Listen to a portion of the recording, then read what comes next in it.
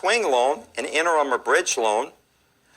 We see that in real estate sometimes, where you own a property and you borrow money against your existing property to purchase a new property.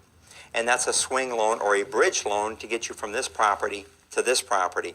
And of course, when you sell this property off, you pay that loan off.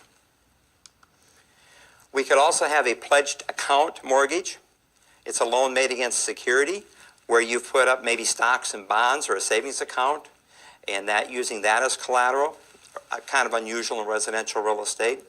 You could have a shared appreciation loan, which the lender offers a below market interest rate in return for a portion of the profits. And we've seen that in the marketplace in recent years, where their lender will say, okay, I'll provide some of the down payment, but then when you sell the property, I get some of the appreciation of the property. In my market years ago, we had something that was called a rich uncle plan. And the rich uncle would put up some of the down payment, rich uncle so to speak. And then in 2 or 3 years, you would sell the property and you would pay the rich uncle back. But that's a shared appreciation mortgage. You could have a rollover mortgage, which is a loan which the unpaid balance is refinanced typically every 5 years at then current rates.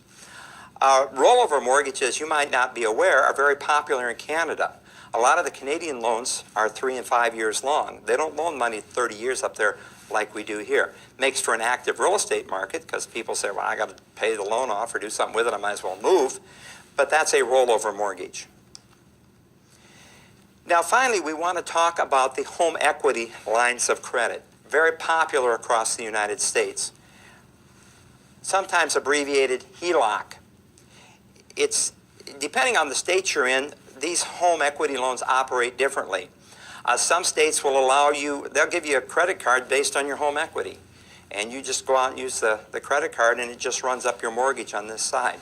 Other states will loan you minimum amounts on your house, or will loan you, say, up to 80% loan to value. It really depends on the state that you're in as what the HELOC is going to look like and what the financing instrument.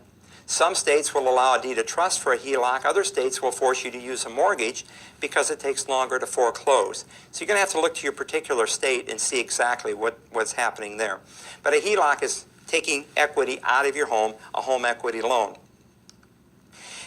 Some of the characteristics of that HELOC is it's a variable interest rate. A lot of times it's an adjustable rate, like we talked about before, adjustable rates. And the lender will add some kind of margin to that index and will use, a fairly volatile index as far as the HELOC is concerned. And of course that rate then will adjust with the marketplace. So that pretty much concludes our talk here on loans. We're going to move on to the financing market in the next session and just see how all of this comes together.